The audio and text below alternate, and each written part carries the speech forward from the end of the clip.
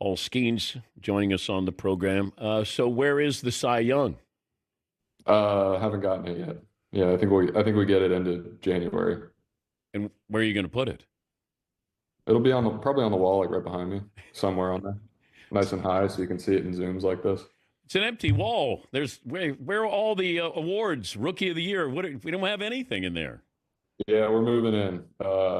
We haven't. This is the last room that we've gotten to, so it's all in the room. We just haven't put it up yet.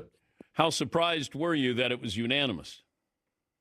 That was surprising. I mean, obviously that's a huge honor. Winning the Cy Young is one thing, going unanimous is another. So, I don't really know what I was expecting. I don't, know if I was expecting to win it or not win it, but kind of just got to go in there with no expectations, so you're not, upset or anything. But the unanimous was a nice touch. Seems like your girlfriend was more excited for you. Livy kind of, smiling and kind of letting you know, be happy here. Yeah, I mean that's the nice thing about having her in the picture like that and in streams and that kind of thing, because she can kind of show my emotions for me. So it's worked 2 years in a row now. As far as like full-time DH, you have to look at Ohtani, and is there any part of you that says, I could do maybe a portion of that? I could be a hitter and I could be a pitcher. I mean, the portion I could do is stand in the box. I couldn't I think you're like being that. humble. If I look at what you did when you were in college, you could hit. Yeah, that was also, I mean, the Mountain West is great. I hit a little bit like the Mountain West, and I mean even the SEC, and then obviously the big leagues. They're very different things. So I'm good. I'm good with what I'm doing right now. I haven't picked up a bat in 2 years. Okay, but if your manager says, "Hey, why don't you go up there and pinch hit?" Oh yeah, I'm strapping it on, like cleats, batting gloves, elbow guards, everything. Can you be the backup catcher, like in an emergency situation? Could you catch? Yeah, I really believe that. I mean, because we play catch every day with pitchers, so we're used to their stuff, and and catching it. It's just they I don't think they would ever put me back there. Give me somebody that you'd like to catch, not on your staff, any pitcher, because catcher was your first position. I mean, Aroldis Chapman. I mean, he was on my team my rookie year, and he would do some cool stuff, like throw a heater 91 and then throw a 104 on the next pitch. Didn't really know why, and it was like a surprise every pitch for the catcher. That'd be fun. What's your highest recorded pitch, your fastest pitch? I think 102. Do you care? Like if I'm assessing how you're pitching, does the radar gun matter? It does to me in basically like how close I am to my max and the minimum. Like I want the average to be as close to those as possible. Um, so like sitting 100 for me is better than hitting 102, but sitting 97, if that makes sense. What pitch are you going to add in the offseason?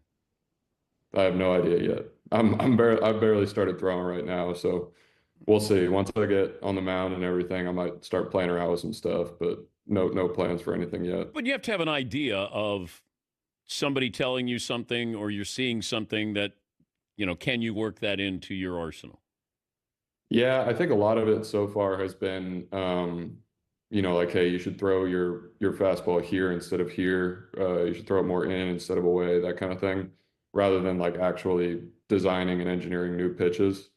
It's just so early. I'm really just, working to get my body back to in season form right now, and then we can worry about the pitch shapes later.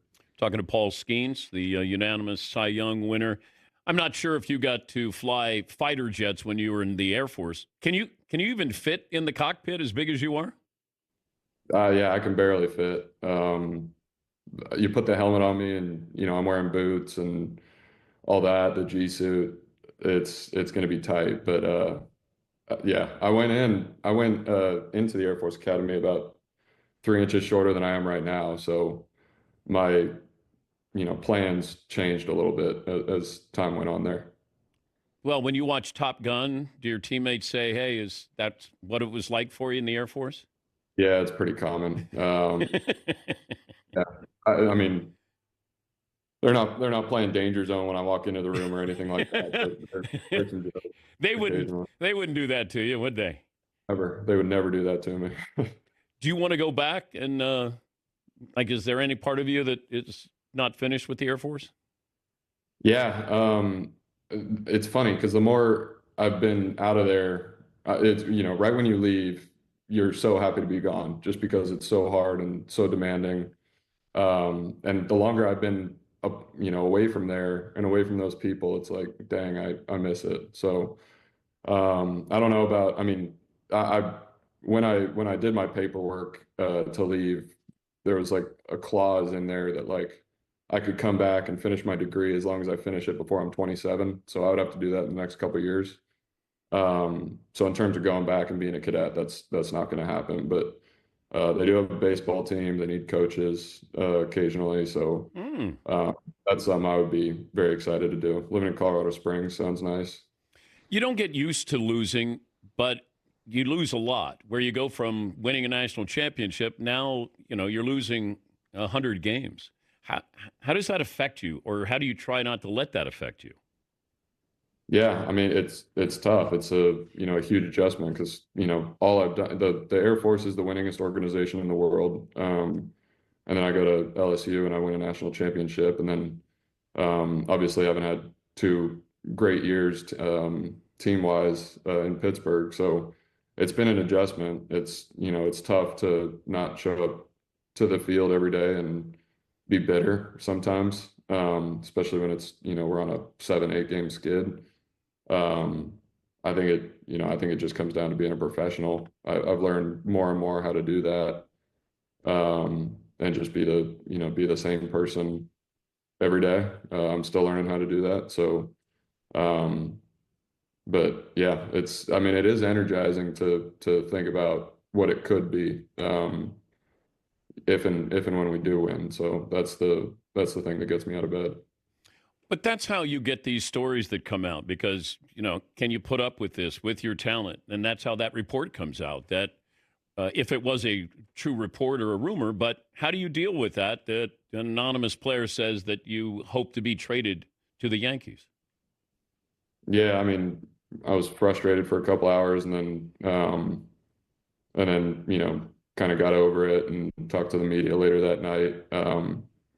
It is what it is. There's stuff that's going to come out, good and bad.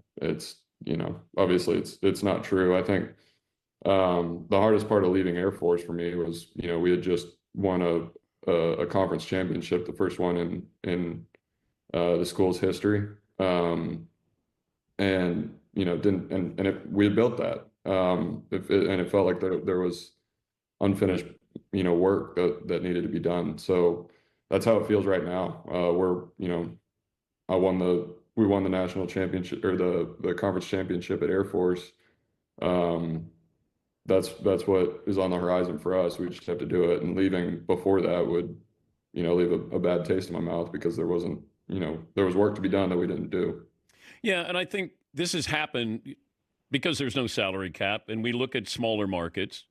Good play, Garrett Cole when he was with the Pirates. It's like, how long can these smaller market teams keep players? So you're just the latest. There'll be somebody that comes after you, and they'll be doing the same thing. Yeah, I mean, I'm not the first person, that's been through this, done this, and I'm not the last. It's just it all comes down to how you look at it, right? Like you can just be bitter at the world and pissed off, or you can fight to do what's right, make it right, win. Um, those are kind of the two paths because you cannot like the bar only moves one way; it only goes up. And for that's the goal basically. It very easily could go down if you let it go down. So you just got to keep fighting to raise the bar, for us in Pittsburgh, but for the next player, wherever that is. Do you have to make the bed? Does your girlfriend make you make the bed? Still got to make the bed. That's something that you can't really you can't get that out of you once you've. I probably made 1,000 beds while I was at Air Force, and actually more than that. Probably 1,000 only in basic training. So it's habits that are built inside you. But is the bounce in the quarter, is that true?